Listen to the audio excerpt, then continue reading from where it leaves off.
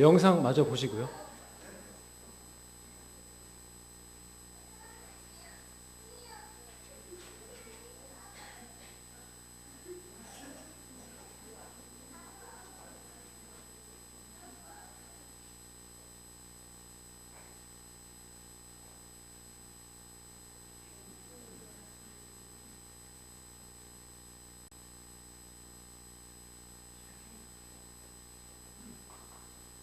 네.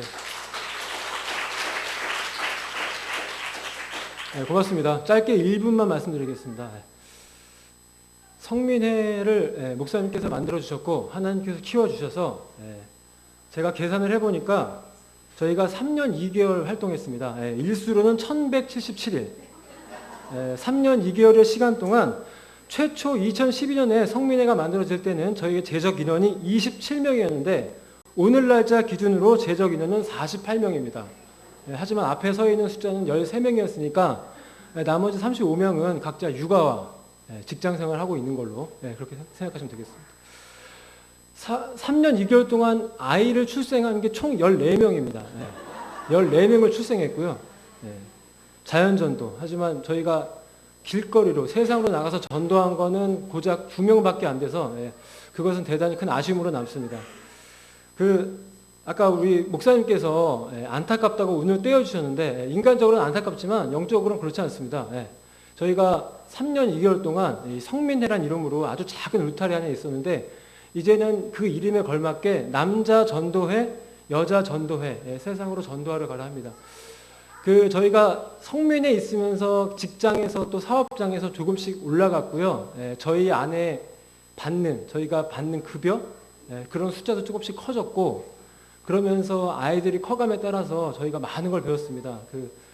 아버님, 어머님 많이 계신데 저희가 항상 청년이고 대학생이고 어릴 수만은 없더라고요. 그래서 이 자리를 빌어서 시간이 많지 않지만 이 자리를 꼭 할애해달라고 허락을 받은 게 여기 계신 우리 부모님들께 어르신들께 감사하다는 말씀 꼭 드리고 싶었습니다. 오늘 또 뜻깊게 저희가 마지막 예배를 드리는데 우리 청년들이 첫 예배를 드리게 됩니다. 이제 같이 드리니까 이 후배들한테는 부끄럽지 않은 선배가 되도록 또 올라가서는 저희가 떳떳한 후배가 될 수 있도록 열심히 활동하겠습니다. 감사합니다.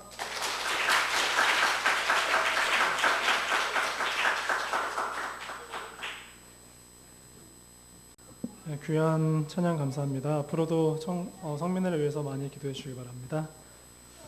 오늘 너희 자녀를 위해 울라라는 제목으로 말씀 전하도록 하겠습니다. 유초등부 특송은 설교 후에 하도록 하겠습니다. 제가 성민교회 부임해서 온 지 오늘로 만 2년을 채웠습니다. 그 2년 동안 제가 교회를 쭉 지켜보는 동안에 참 여러 가지 변화가 있었습니다. 긍정적인 발전의 모습도 있었고요. 부정적인 퇴보의 모습들도 있었습니다. 그 중에 참 안타까운 현상 중에 하나가 교회에서 점점 사람들이 줄어들고 있다는 느낌입니다. 저희 가족이 성민교회 처음 와서 인사한 날이 2013년 12월 29일이었습니다. 오자마자 바로 그 주일 오후에 오후예배 설교하라고 하시더라고요. 그래서 지금 딱 2년이 지난 건데요. 그때만 해도 오후예배 자리가 웬만큼 차 있는 느낌이었습니다. 새벽기도 총진군이라든지 금요 심야 예배도 나름대로 자리를 지켜주시는 분들이 계셨습니다. 제가 작년까지는 오후예배를 계속 참여를 했는데요. 그런데 올해는 제가 청년부를 같이 맡으면서 하울링 좀 줄여주셨으면 좋겠습니다. 올해는 청년부를 같이 맡으면서 그 시간에 동시에 치러지는 청년 예배를 진행을 해야 돼서 오후 예배를 제가 1년 동안 참여할 수가 없었습니다. 그러다가 지지난주에 박호건 목사님 처음 오셔서 설교하신다고 해서 제가 궁금하기도 해서 그래서 1년 만에 참여를 해봤는데요. 깜짝 놀랐습니다. 그 1년 동안 어떻게 이렇게 빈자리가 많이 생겼는가. 오후 예배뿐만 아니라 새벽 예배와 다른 예배들도 확실히 사람들이 줄어들고 있습니다. 연말이라서 각 부서마다 여러 봉사 사역을 임명을 해야 되는데 다들 일할 사람 없다고 난리를 치고 있죠.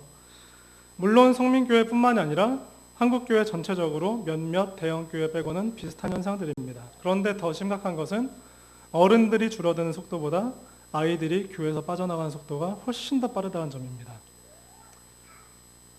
어른들이 자주 얘기하시죠. 불과 몇 년 전까지만 해도 청년들 성민교회 숫자가 40명이 넘어가던 그런 시절이 있었다고 얘기를 하십니다. 그런데 이제는 교회에서 점점 청년들 보기가 힘들어지고 있습니다.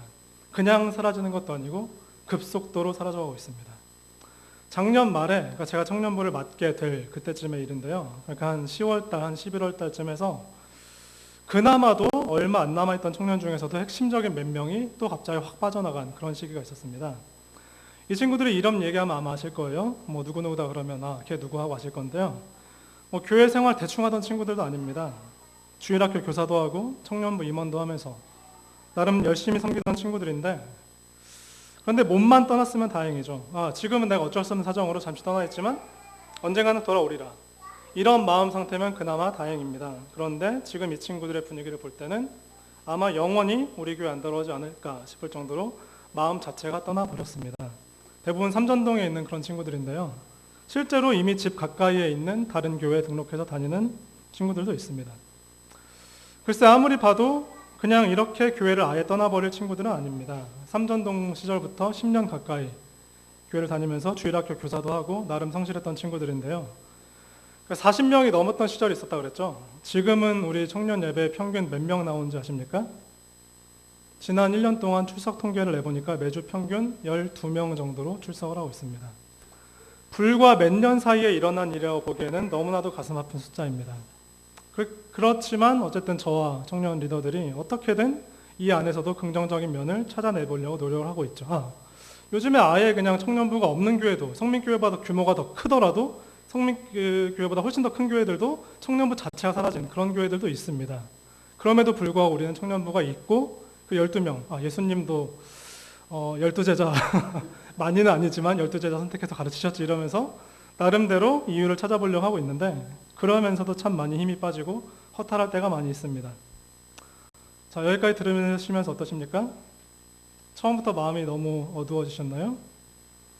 저는 원래 설교 재밌게 하는 스타일입니다. 웃기려면 웃길 수도 있는데요. 네. 마음이 너무 어두우셨습니까? 청년들이 빠져나가는 데는 여러 가지 이유들이 있을 것입니다. 그런데 제가 볼 때 교회 어르신들이 전혀 이런 부분들에 대한 이해도 없고 관심도 없는 것 같아서 더욱더 가슴이 아픕니다. 오늘 본문을 통해서 청년들이 빠져나가는 이유는 무엇이며, 그리고 우리가 교회를 회복시키기 위해서 우리가 어떤 모습으로 그들을 대해야 될지 한번 같이 고민해 봤으면 좋겠습니다. 아마 좀 마음이 어려운 시간이 되실지도 모르겠습니다. 제 설교 스타일에 대해서 힘들어하시는 분들이 간혹 계시더라고요. 제가 올해 들어서는 주로 수요 저녁 예배 때 설교를 했는데요. 한두 분 정도가 이런 얘기를 하셨다고 합니다. 김강도사 설교하면 마음이 어렵다. 저는 설교할 때 죄의 문제를 결코 피해가지 않고요.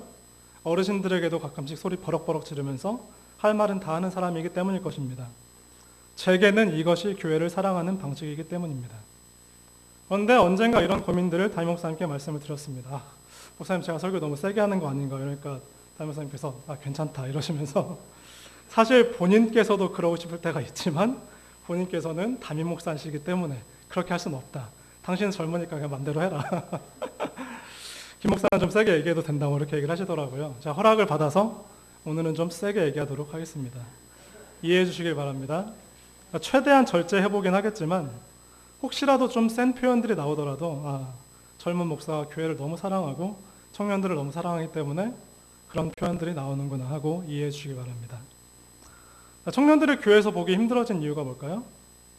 어떤 분들은 이렇게 얘기를 합니다. 대한민국의 출산율이 너무 떨어져서 애들이 없다.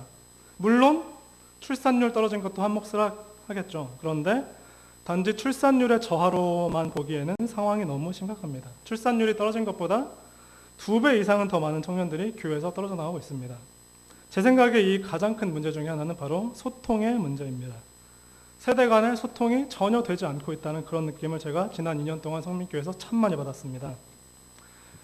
제가 맡고 있는 청소년부와 청년부의 내년 표어도 소통하는 교회입니다. 소통하는 교회는 그 부제로 딱 세대에서 세대로 이렇게 잡아봤는데요. 이 시대를 관통하는 키워드를 2글자로 하자면 소통일 것입니다. 그런데 성민교회는 의사소통과 결정 방식에 있어서 너무도 시대의 흐름을 따라잡지 못하고 있다는 그런 느낌이 많이 듭니다. 오늘 청년들과 처음으로 드리는 연합예배죠. 이게 갑자기 뚝딱 결정된 건 아닙니다. 몇 달 이상의 진통 과정을 통해서 겨우겨우 결정이 된 겁니다. 이렇게 청년들과 예배를 같이 드리자라는 얘기가 처음 나온 건 지난 여름쯤입니다. 통통통 수련회 기억하십니까? 통통통 가족 수련회. 통통통이 왜 통통통이냐면 통할 통자, 소통할 때 할 때 그 통자죠. 그래서 우리 교회가 한번 소통을 제대로 해보자. 그래서 통통통 수련회를 했는데요.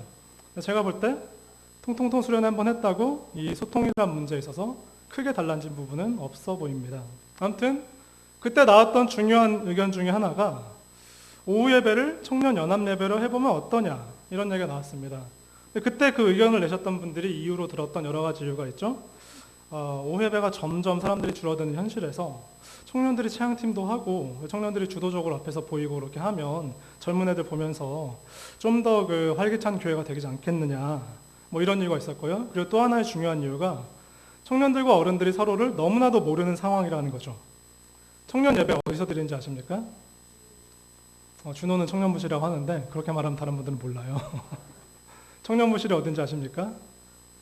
굉장히 구석진 자리에 지금 따로 드리고 있죠. 그래서 그 같은 시간에 오예배 때도 구석진 자리에서 따로 드리다 보니까 서로 얼굴 볼 일도 없고 서로 뭐 인사할 일도 없고 그러다 보니까 점점 세대 간의 간격이 더 벌어지는 이런 일들이 있지 않나. 그래서 연합 예배를 하면 얼굴도 보고 하면서 좀 더 소통이 되지 않을까. 그래서 이런 것들을 추진하던 분들이 있었습니다. 제가 이런 얘기를 들을 때 솔직한 제 생각은 이랬습니다. 과연 예배 한번 같이 드린다고 소통이 될까? 예배 한번 같이 드린다고 소통이 회복될까? 그런 생각이 들었습니다. 굉장히 순진한 생각일 수 있죠. 그렇지만 어쨌든 예배를 통해서 어쨌든 얼굴이라도 한 번 더 볼 수 있다면 의미 있는 첫 걸음은 될 수 있겠다 싶었습니다. 그래서 제가 그러면 어른들 얘기만 듣지 말고 청년들 의견도 한번 들어봐야겠다. 그래서 물어봤습니다. 얘들아, 청년 연합 예배를 오후에 같이 하려고 하는데 너희들 생각은 어떠냐? 근데 깜짝 놀랐습니다. 아니 왜 우리가 어른 예배에 참여해야 되느냐? 어른들이 우리한테 해준 게 뭐가 있다고? 어른들이 우리 쪽으로 내려와라. 어른들이 우리한테 해준 게 뭐가 있다고 맘대로 우리 보고 가라 마냐 하느냐. 정말 깜짝 놀랐습니다. 물론 어느 정도 반대는 있을 거라 예상을 했지만 생각보다 너무 격하게 반대를 하더라고요. 정말 가슴이 아팠습니다. 도대체 언제 이렇게까지 세대 간의 골이 벌어져 버렸을까? 혹시 오늘 지금 이 얘기를 들으시면서 마음속으로 요즘 애들은 왜 이렇게 어린가? 20살도 넘은 것들이 언제까지 애기처럼 징징대고만 있을 건가? 저는 죄송하지만 청년들이 이렇게 된 원인 중에 어쩌면 반 이상은 어른들의 책임이 아닐까 그런 생각을 해봅니다. 자, 지난 2월 달에 청년 헌신 예배 때도 그런 얘기를 했었죠. 2015년을 살고 있는 지금 20대 청년들은 어쩌면 여러분들의 생각하는 수준보다 훨씬 정신 연령이 낮을 수도 있습니다. 어쩌면 여러분들이 그때 아마 10대 사춘기 시절과 여러분들의 10대 사춘기 시절과 비슷한 그런 정신 연령대가 아닐까 그렇게 생각할 수 있다는 거죠. 여러분 기준으로 청년을 그냥 판단하고 생각하면 안 된다는 얘기입니다. 이제 애들이 20대가 넘었으면 좀 성년이고 성인이고 어른스럽게 행동을 해야 될 텐데 하실지 모르겠습니다. 원래 인생에 대해서 진지한 고민이 시작되는 것은 원래 사춘기 때부터죠. 그러니까 예전이라고 하면 70년대, 80년대 이때 거리에서 데모하고 시위하던 사람들은 주로 대학생들이었습니다. 그리고 어떤 때 보면 머리 깎고 교복 입은 그런 고등학생들도 시위 나와서 정부를 막 때려엎자 뭐 이런 얘기 하고 있었죠. 독재 반대 이러면서. 그런데 지금 청년들은 어떻습니까? 자기 문제 하나 하는 것만 해도 막 쩔쩔매 죽을 것 같은데 사회 문제까지 신경 쓸 수 있는 그런 성숙함은 찾아볼 수가 없습니다. 지들 한몸 앞가림 하는데도 쩔쩔매고 있는데 그러니까 이런 모습을 볼 때 우리가 이거 한심한 놈들 하기 전에 이거를 이해할 필요가 있습니다. 청년들이 왜 그 시기를 제대로 겪지 못하고 넘어왔는가. 사춘기를 제대로 겪어야 될 중고등학교 시절에는 그냥 지금 청년들은 수험생으로만 살았기 때문입니다. 이 사회가 생각을 할 만한 그런 여유들을 주지 않았죠. 어쩌다 중고등부 아이들이 인생에 대해서 정치에 대해서 고민해 보려고 하면 엄마들이 뭐라고 합니까? 야, 네가 지금 대학 들어가는 것도 바쁜데 인생에 대해서 뭘 고민하고 그래? 넌 그건 사치야. 너 공부나 해. 그런 고민은 정치에 대한 그런 고민은 대학교 들어가서나 해. 그래서 지금 어떤 결과가 나오고 있습니까? 지금 청년들의 정신적 수준이 훨씬 떨어질 수밖에 없습니다. 20대 나이에 맞는 어떤 확고한 정체성이라든지 그 나이에 어울리는 사회적인 스킬들이라든지 대인관계라든지 이런 면에서 제대로 훈련을 못 받고 그냥 몸만 덜렁 커져갖고 20대가 되어버린 친구들이 대부분이라는 얘기죠. 여러분들이 이 시대 청년들을 볼 때 이런 생각을 하셔야 됩니다. 얘들이 영양 상태는 좋아서 등치는 엄청 커졌는데 생각하는 수준은 아직 사춘기 중고등학교 애들 그 정도밖에 안 되는 그런 애들이구나. 지금 청년들 표정이 굉장히 기분이 나쁜데 여러분들이 이런 마음으로 청년들을 바라보신다면 지금보다 훨씬 더 너그럽고 넉넉하게 대하실 수 있을 것입니다. 많은 어르신들이 저한테 이렇게 얘기를 하죠. 특히 삼전동에서 넘어오신 분들이 이렇게 얘기를 합니다. 지금 청년들은 싸가지 없이 인사도 안 한다. 예전 청년들은 어른 보면 먼저 인사도 하고 했는데 왜 요즘 청년들은 교회에서 어른 봐도 인사도 안 하고 그냥 휙 지나가는가? 죄송합니다만 왜 그렇게까지 되었는지 생각은 안 해보셨습니까? 인사를 잘했다던 그 예전의 친구들은 어떤 사람들일까요? 직접적인 비교의 대상은 아마 지금 성민에 해당되는 삼전동에서 넘어온 그런 친구들일 겁니다. 생각을 해보세요. 삼전동에서 같이 어릴 때부터 자라온 애들하고 그리고 하남 출신의 대부분을 차지하고 있는 애들이랑 같겠습니까? 왜 인사를 안 하겠습니까? 버릇 없다고 셀쭉한 눈으로 째려보시기 전에 먼저 생각을 해보시기 바랍니다. 그 이유가 무엇일까? 아이들도 어른들을 볼 때 다 압니다. 저 어른이 날 사랑해주고 내가 믿을 수 있는 분인가? 나한테 진정으로 사랑과 관심이 있는 분인가? 이러면 인사가 안 나오겠습니까? 왜 싸가지 없이 인사 안 한다고 그러고 계십니까? 청년들이 버릇 없다는 분들에게 제가 한번 물어보겠습니다. 청년 예배 장소는 어딘지 아십니까? 지난 2월 달에 제가 청년부 헌신 예배하면서 그렇게 애타게 부탁을 했었죠. 다음 세대에 제발 좀 관심 좀 가져주십시오. 시간 내서 교육부서 예배도 한번 들어와 보시고 그리고 한 번씩 와서 애들한테 인사도 해주시고 간식도 사주시고 지난 1년 동안 한 번도 그렇게 하신 분이 없었습니다. 물론 뭐 청년 예배 같은 경우에는 시간이 좀 겹칠 수도 있죠. 오후 예배 시간이 겹칠 수도 있고 셀모임이랑 겹칠 수도 있는데요. 뭐 한창 성가대하고 셀모임하고 그럴 때죠. 근데 뭐 중고등부라든지 유초등부라든지 이런 경우에는 10시 반 예배입니다. 조금만 더 신경을 쓰셔서 8시 반 예배 나오시고 그 시간에 들어올 수 있다라는 얘기죠. 왜 안 하십니까? 정말 교회 사랑하십니까? 다음 세대를 위해서 기도하고 계십니까? 자, 어르신들만 뭐라고 하고 있지만 손바닥도 마주쳐야 소리가 난다고 물론 청년들에게도 문제가 있습니다. 혹시 지금까지 들으시면서 속으로 저 양반 청년부 담당자라고 너무 청년들 편만 든다 이러실지 모르겠는데요. 아니요. 절대 한쪽 편만 들지 않습니다. 제가 청년 예배, 청년들을 상대로 설교할 때는 이 친구들 알겠지만 저도 소리 버럭버럭 지르면서 혼내기도 합니다. 니들 이제 한두 살 먹은 애기가 아니다. 20세 이상 성인으로서 징징대지 말고 교회 전체를 생각해봐라. 이렇게 저도 소리를 칩니다. 아무튼 청년들 역시 문제가 있다는 거죠. 청년들이 버릇이 없다라고 하는데 제가 봐도 버릇 없는 건 맞습니다. 그런데 사실 버릇이 없다라는 거는 젊은 세대의 특징입니다. 지금부터 2500년 전에 살았던 소크라테스라는 분이 있었죠. 그분이 무슨 얘기를 했는지 아십니까? 요즘 젊은 애들은 너무 싸가지가 없어. 2500년 전에 살았던 소크라테스라는 분이 이런 얘기를 했죠. 그러니까 젊은 애들은 몇천 년 전이나 지금이나 동일하다라는 거죠. 어른들이 볼 때 젊은이들이 버릇없어 보이는 건 어쩌면 당연합니다. 문제는 어른들에게 있지 않을까. 어른들이 제대로 이 아이들의 특성을 이해를 못하고 자기 기준에서만 생각하기 때문이 아닐까. 그런 생각을 하는 거죠. 오늘 성민회가 마지막으로 해체하는 참 준이 형제는 뭐 새소망의 시작이다 이렇게 얘기를 했는데 저는 참 안타깝죠. 어떤 분들은 성민회를 이렇게 비판을 하더라고요. 성민회를 만든 건 참 안타까운 결정이었다.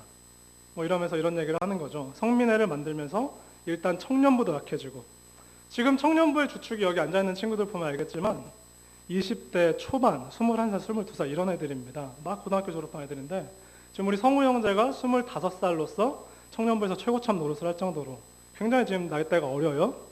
그런데 그 성민의 그 청년 멤버들이 원래 이 친구들을 그 언니로서 오빠로서 잘 이끌어주던 신앙의 모범을 보여주던 그런 친구들이었죠. 그런데 성민회로 딱 갈라지면서 갑자기 의지할 수 있는 그냥 선배들이 확 사라져갖고 어린애들이 막 우왕좌왕하는 그런 일들이 있었죠. 그런데 그 선배들마저도 지금 모습은 어떨까요? 후배들까지 챙겨줄 정도로 신앙의 모범을 보이긴커녕 본인들의 신앙마저도 바닥을 기고 있습니다. 성민의 멤버들이 가장 많이 듣는 비판이 아마 이것일 겁니다. 니들은 아기가 우상이냐? 아기가 하나님의 자리를 다 차지하고 있네? 이러면서 그러면서 누구는 애 안 키웠냐? 우리 때는 애기 등이 없고도 다 교사하고 했다. 이런 얘기들 하시죠. 전 이런 얘기를 들을 때마다 참 안타깝습니다. 어르신들이 너무 당신들이 시대를 사셨던 그 관점으로만 생각하시는구나. 그때는 어땠습니까? 그때는 교회에 아기들도 많았고 그리고 둘셋씩 낳는 건 기본이었죠. 아기들이 지들끼리도 잘 놀았습니다. 그런데 지금은 아기들 숫자가 원체 적다 보니까 아기 하나에 부모와 양가 부모까지, 양가 조부모까지 다 달라붙어야 되는 그런 시대를 살고 있죠. 그런 구조입니다. 그리고 경제적으로도 어떻습니까? 너무 힘들어졌죠. 빈부격차가 점점 벌어지고 있다는 거 피부로 느끼고 계십니다. 가진 자들의 횡포가 극에 달한 그런 시대를 살고 있습니다. 금수저, 흑수저라든지 헬조선이라든지 이런 말 들어보셨죠? 제가 굳이 길게 얘기 안 해도 지금 이런 시대를 살고 있습니다. 예전에는 그냥 어떤 직업이든지 열심히만 노력하면 성실하게 해서 돈 모으면 최소 10년, 한 20년 정도면 자기 집 살 수 있는 그런 시대가 있었습니다. 그런 좋던 시대를 살던 분들이죠. 그런데 그런 좋던 시대는 이미 지났습니다. 젊은 층들이 얼마나 경제 문제 때문에 퍽퍽한 인생을 살고 있는지 아시지 않습니까? 회사들은 얼마나 주일날에도 악착같이 불러대고 대학교들도 이제는 주일날 불러서 시험 보는 일들이 점점 많아지고 있습니다. 당장 주일날에 청년들이, 젊은 사람들이 이런 것들을 안 하면 빚을 져야 되고 당장 학자금 대출이 늘어나는데 어떠겠습니까? 사랑하는 성도 여러분, 옛날 생각에만 젖어 계시지 마시기 바랍니다. 교회들마다 한창 부흥하던 그때 추억에만 젖어 계시지 마시기 바랍니다. 자, 언젠가 책에서 읽었는데요. 노인이란 어떤 자들인가? 노인에 대한 정의를 해놨더라고요. 그 책에 이렇게 나와 있습니다. 노인은 나이와 상관이 없다. 노인이란 과거에만 매여 있는 사람들. 이게 노인이다. 이런 평가가 있더라고요. 나이와 상관없이 나는 과거에만 매여 있다. 난 미래를 보지 못한다. 청년들과 대화할 수가 없다. 이런 나이가 30대가 되고 40대가 돼도 노인인 것입니다. 제가 봤을 때 우리 교회도 그런 훌륭하신 어르신들이 있는데요. 나이가 60이 되고 70이 되셔도 늘 젊은 생각을 가지시고 청년들을 이해하면서 미래를 볼 수 있는, 품어줄 수 있는 그런 분들은 절대 노인이 아닙니다. 그런 분들이 교회를 살리는 거죠. 사랑하는 성도 여러분, 청년들은 아직 많이 어립니다. 여러분들의 잣대를 가지고 청년이란 시기를 판단해서 함부로 비판하지 마시기 바랍니다. 자, 참 이런 일들 볼 때마다 우리 교회 이런 소통이라는 것을 도대체 어떻게 만들어갈 것인가? 그 첫걸음이 오늘처럼 청년과 함께하는 예배, 이것도 첫걸음일 수 있죠. 그리고 말씀드린 것처럼 그냥 단지 예배 한 번 같이 드린다고 소통이 되는 건 아닐 것입니다. 그래서 여러 가지 실천 사항들에 대한 고민들이 있어요. 그래서 청년들의 사진을 저기 벽에다 붙여놓고 그렇게 이름, 대학교, 무슨 고민들 이런 거에서 좀 외우고 그렇게 할 것인가, 이런 고민들도 하고 있고요. 아니면 청년들이 나와서 자기소개하는 시간이라든지, 자기소개하고 나면 어르신들이 다 같이 벌떼기도 해주는 그런 시간이라든지 여러 가지 고민을 하고 있는데요. 어쨌든 여러분들 지금 확실히 아셔야 될 게 이제 오후 예배는 청년과 함께하는 예배가 된다는 거죠. 청년과 함께하는 예배가 되다 보면 당연히 불평이 나올 수 있습니다. 대표적으로 찬양팀에 대한 불평이 나올 수 있죠. 제가 오늘 심유동 쌤한테, 어디 갔어? 심유동 쌤한테 오늘 청년 스타일로 마음껏 해라 이랬는데 제가 보니까 본색을 드러내지 않았네요. 살짝 발톱을 감추고 아직 본색을 드러내지 않았는데 찬송가도 하면서 어느 정도 좀 어르신들에게 맞춰주는 그런 선곡을 한 것 같은데 아마 다음 주부터는 좀 청년 스타일로 많이 가게 될 겁니다. 빠른 거라든지 가사 어려운 거라든지 그런 노래들 있죠? 그러면 분명 이런 얘기가 나옵니다. 심유동 일로 와 이러면서 찬양 그따위로 할래? 이러면서 분명히 그런 얘기가 나옵니다. 그렇다면 어른들이 좋아하는 스타일로 하면 청년들은 은혜 되겠습니까? 내일 일은 난 몰라요 이런 거 하고 있으면 청년들이 은혜 되겠습니까? 우리 주의 성령이 이런 거 하고 있으면 은혜 되겠습니까? 연합예배를 반대했던 친구들의 가장 큰 이유가 바로 이것이었습니다. 지금도 우리끼리 재밌게 잘하고 있는데 왜 어른들과 합쳐야 되느냐? 분명 잔소리 나올 거고 오히려 관계가 더 좋아지라고 만든 건데 오히려 관계는 더 안 좋아질 게 뻔한데 왜 우리가 연합예배를 해야 되느냐? 그런 얘기가 나왔다는 거죠. 이런 얘기가 나왔다는 게 뭘 의미하겠습니까? 우리 성민교회는 청년들이 보기에 실수라는 게 용납이 안 되는 그런 교회라는 얘기죠. 그동안 우리 교회가 청년들에게 어떻게 대해왔나 돌이켜보시기 바랍니다. 어른들이 아이들을 참아주고 기다려주지 못하면 교회의 미래는 없습니다. 생각해보세요. 청년들이 교회 어르신들 생각만 해도 행복한 웃음이 나오고 마음이 푸근해지고 이러면 연합예배 싫다 이런 얘기 나오겠습니까? 오히려 어른들이 좋으면 아이들 쪽에서 먼저 빨리 좀 합치자 뭐 이런 얘기를 하겠죠? 사랑하는 성도 여러분, 특히 이 자리에 리더의 위치에 있는 어르신들에게 간곡하게 부탁드립니다. 교회에서 어른이고 먼저 된 자라면 성숙하게 먼저 웃어주십시오. 분명히 싸가지 없는 애들도 있고 개념 없는 친구들도 있습니다. 그렇지만 제가 애타는 마음으로 부탁드리겠습니다. 여러분들 진정 어른된 자들이라면 그 모든 것들을 참아주시고 기다려주십시오. 내가 쟤들 나이는 어땠나? 우리가 누구를 봐야 됩니까? 우리는 예수를 봐야 됩니다. 예수님께서 그 지독스럽던 나를 그렇게 참아주시고 그렇게 기다려주셨던 것처럼 지금 어린 세대들을 참아주시고 기다려주시는 예수님처럼 그렇게 끝까지 품어주시는 그런 여러분들 되시길 바랍니다. 이게 없으면 교회는 죽습니다. 이게 없으면 교회 다음 세대도 없습니다. 그게 하나님께서 교회에 어르신들을 두신 하나님의 뜻입니다. 먼저 희생하고 섬기면서 기다려주는 자들이 없으면 교회는 죽습니다. 여러분들이 먼저 희생을 해주셔야 우리 다음 세대가 그 밑거름으로 자라나는 것입니다. 그렇다면 우리가 다음 세대를 위해서 해줄 수 있는 게 뭐가 있을까요? 여러 가지가 있지만 오늘 본문을 통해서 하나만 집중해서 보도록 하겠습니다. 다음 이제 청년 예배가 되면서 이제 오후 예배 설교를 주로 제가 하고 뭐 이렇게 될 건데요. 1, 2월 달 한두 달 동안 교회 소통을 위한 그런 실제적인 노력들을 할 겁니다. 성경적인 대화법이란 무엇인가 이런 것부터 비롯해서 미디어 중독을 어떻게 끊을 수 있을 것인가 뭐 이런 것들을 할 거예요. 여러 가지 그런 노력들이 있겠지만 오늘은 이 하나에만 집중하도록 하겠습니다. 우리가 다음 세대를 위해서 뭘 해줄 수 있을까요? 오늘 설교 제목처럼 너희 자녀를 위해서 우는 것.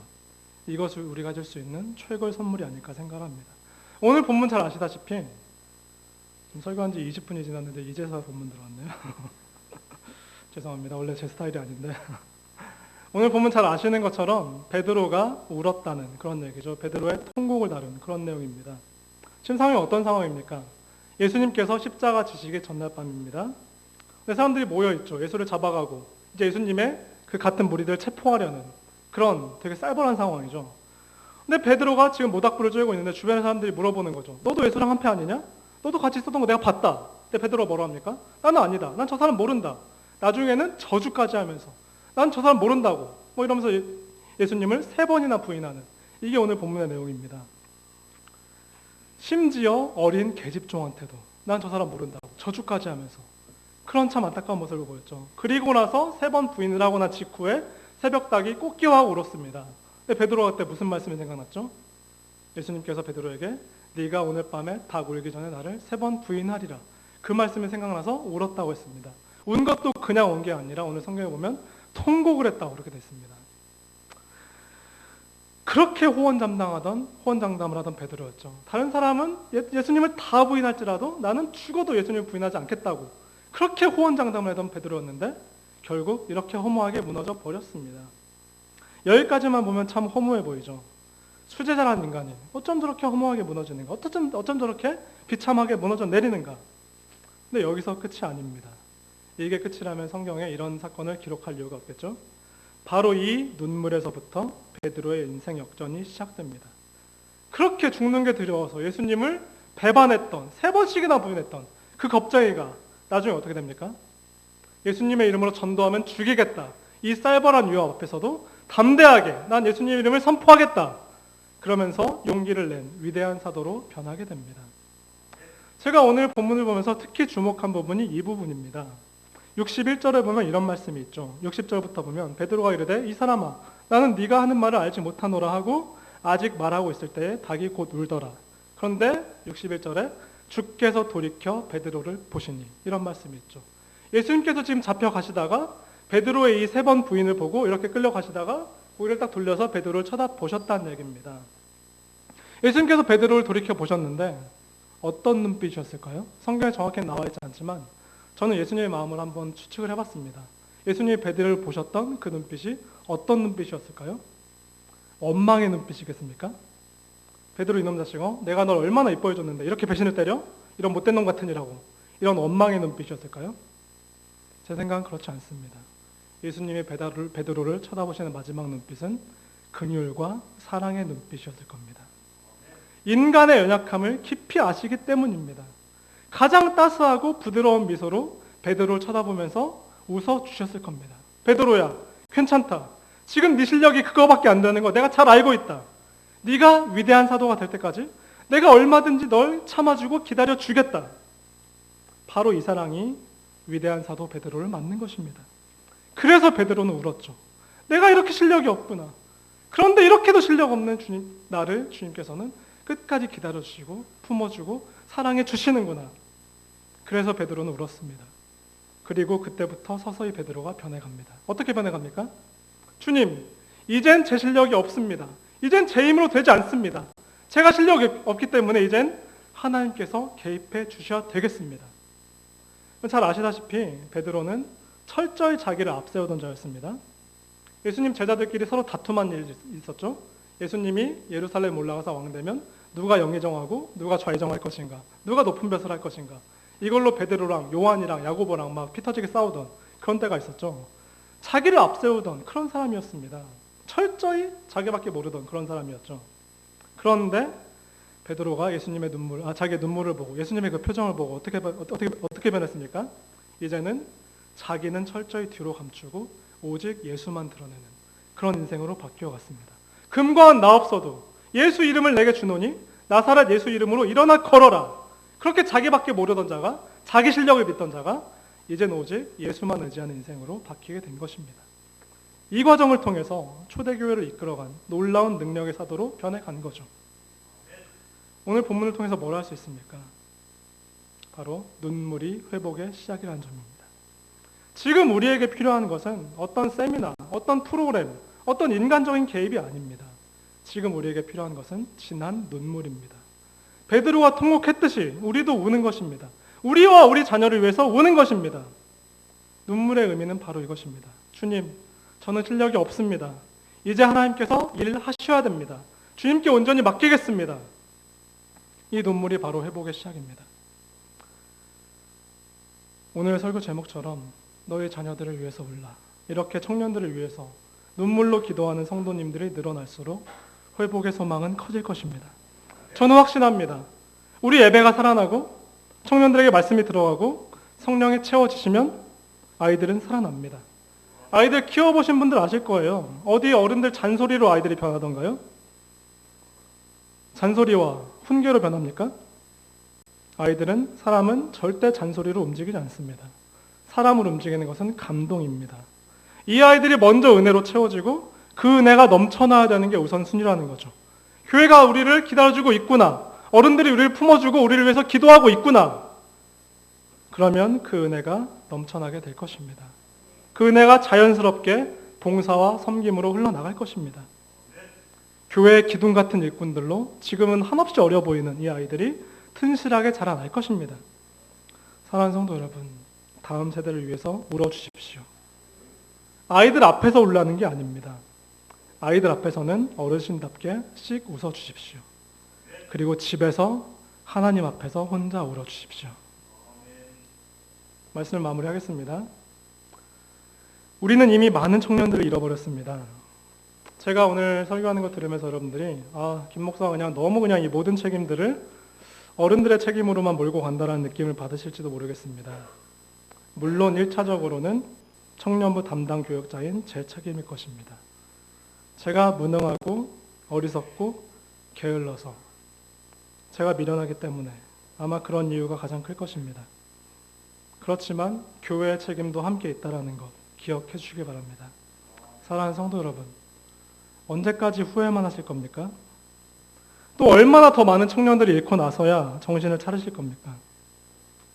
전 독서를 하는 사람이지만 오늘도 이미 심할 정도로 독서를 날렸습니다. 그런데 제가 볼 때 아무리 소리쳐도 그냥 허공을 치는 메아리다, 이런 느낌을 받을 때 참 많죠. 어쩌면 여태까지 성민교회에 저보다 더 세게 하시는 분들이 있었는지 모르겠는데요. 아마 이런 설교를 들어도 그냥 이미 20, 30년 넘게 신앙생활, 교회 생활 해오시는 동안에 이미 그냥 수백 번, 수천 편에 이르는 그런 설교들을 들어서 이미 무감각해진 그런 분들이 계실지도 모르겠습니다. 그러니까 입으로는 아멘, 아멘 하면서도 속으로는 그래, 김 목사 너는 그렇게 앞에서 소리 질러라. 나는 내 인생의 방식 안 바꾸고 그냥 그대로 살겠다. 이런 분들이 계실지도 모르겠습니다. 이 얘기만 하고 마무리할게요. 죽음의 수용소라는 책 아십니까? 죽음의 수용소에서 이런 책이 있는데요. 2차 세계대전 때 나치 독일 그 히틀러가 유대인들 말살하겠다고 유대인들 막 몇백만여 되는 그런 사람들 독가스실로 몰아넣고 죽이고 이런 일들이 있었죠. 그래서 유대인들을 그 수용소에 몰아넣었을 때 그때 일을 기록한 책인데요. 근데 거기서 대부분의 수용소에서 유대인들이 죽음을 맞았지만 그렇지만 거기서도 살아남은 소수의 유대인들이 있었습니다. 그 혹독한 고문과 그 환경을 가까스로 이겨내고 살아 돌아온 소수의 유대인들이 있었는데요. 그 중에 한 명인 빅터 프랭클이라는 박사님이 쓴 책이 바로 죽음의 수용소에서라는 그 책입니다. 이 수용소에서 그 쓰라린 경험을 바탕으로 책을 썼는데요. 그 책에 이런 얘기가 있습니다. 수용소 생활을 하다 보면 그 수용소 생활이 너무 힘드니까 자살을 해버리는 죄수들이 꽤 그 간간히 있었다고 합니다. 나 가스실 들어가서 죽느니 차라리 먼저 죽어버리자 이러면서 자살을 해버리는 그런 죄수들이 있었다고 하는데요. 자살을 하는 분들 보면 자살 전에 어떤 특정 행동들을 보이는 그런 자살 증후군이라는 게 있죠. 자살을 암시하는 어떤 특정한 행동들을 보면 이 사람 자살할 것 같다 이런 징후들이 있는데 그 중에 가장 심각한 것은 이것이었다고 합니다. 눈물이 말라버리는 현상. 죄수들이 더 이상 울지를 않으면 거의 며칠 안에 틀림없이 자살한다고 기록되어 있습니다. 수용소 생활이 워낙 참혹하니까 대부분의 죄수들이 거의 매일 밤마다 울면서 잠이 드는 거죠. 맨날 울면서 잠이 드는데 근데 삶을 포기한 죄수들을 보면 어느 순간부터 울지를 않는다 그럽니다. 오히려 희미하게 웃으면서 그때부터는 주변 죄수들에게 자기 물건을 나눠준다고 그러더라고요. 그래서 숨겨놨던 담배 한 개피 뭐 이런 거, 아껴뒀던 비누 한 장 이런 것들을 나눠주는데요. 그러니까 숨겨놨던 담배 한 개피 이게 그 감옥 같은 수용소에서 숨겨놓은 담배 한 개피는 엄청난 보물입니다. 그런데 이걸 친구한테 줬다. 그럼 받는 친구도 다 아는 거죠. 이 친구 이제 죽음을 준비하고 있구나. 차마 그 선물을 받지 못하고 말리죠. 야 정신 차려. 너 이러지 말라고. 이러면서 말리는 친구는 오히려 펑펑 우는데 담배를 주는 그 친구는 희미하게 웃습니다. 울지마 친구야. 우리 어차피 조만간 천국에서 만날 건데 왜 울고 그래. 그러면서 웃습니다. 아름다운 미소가 아니죠. 삶을 포기한 허탈한 웃음입니다. 그에 비해서 매일 밤마다 우는 죄수들도 있죠. 눈물이 남아있다는 의미는 뭡니까? 아직 내가 삶을 포기하지 않았다라는 거죠. 아직 살아있는데 현실은 너무나도 아프기 때문에 울음으로라도 눈물로라도 이 아픈 현실을 넘길 수밖에 없는 것입니다. 그래서 매일 밤마다 눈물로 버티고 또 울어서 넘기고 또 울어서 넘기고 하다가 그렇게 버텨내다가 결국 해방이 돼서 수용소를 빠져나온 사람들이 바로 빅터 프랭클을 비롯해서 이 책을 쓴 사람들이라는 거죠. 뭘 할 수 있습니까? 우리에게 눈물이 남아있다는 얘기는 아직 우리가 포기하지 않았다는 얘기입니다. 우리가 아직 주님께 매어 달린다는 얘기입니다. 사랑하는 성민교회 여러분, 지금 우리 성민교회는 어떠십니까? 청년들과 이 다음 세대의 이 아픈 현실을 보면서도 지금 청년들만 얘기했지만 오늘 유초등부도 지금 그 졸업예배, 졸업증서를 수여하고 이런 시간이 있을 겁니다. 그런데 유초등부 역시 점점 아이들이 빠져나오고 있습니다. 이런 아픈 현실들을 보면서도 여러분들 눈물이 말라버리셨습니까? 이 시대가 다 그런데 우리라고 어쩌겠어. 이러면서 뒤에서 팔짱 끼고 웃고만 계실 겁니까? 사랑하는 청년 여러분, 청년부를 위해서 관심을 가져주시기 바랍니다. 간곡하게 부탁드리겠습니다. 우리 청년부를 살려주시기 바랍니다. 눈물로 기도하는 한 사람이 있는 한 우리 청년부에 그리고 우리 교회에 소망이 있습니다. 그 한 사람이 여러분들 되시기를 간절히 부탁드립니다. 자, 기도하겠습니다. 하나님 아버지, 우리 성민교회를 불쌍히 여겨 주시옵소서. 점점 다음 세대가 사라져가고 점점 교회에서 청년들을 보기 힘든 그런 시대를 살고 있습니다. 이 아픈 시대를 보면서 그냥 다른 교회들도 다 그러니까 그러려니 하고 팔짱만 끼고 있는 분들이 있습니까?